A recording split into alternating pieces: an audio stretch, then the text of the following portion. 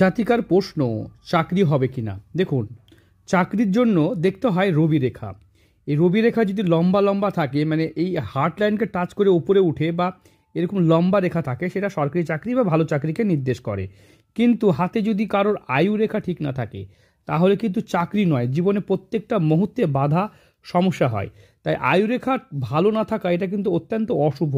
যাদের হাতে আয়ুরেখা ছোট বা এরকমভাবে ক্র্যাক হয়ে আছে বা ভেঙে আছে বা ডিস্টার্ব আছে বা জব সাইন আছে, তাদের কিন্তু জীবনে প্রত্যেকটা মুহূর্তে বাধা, সমস্যা থাকবে।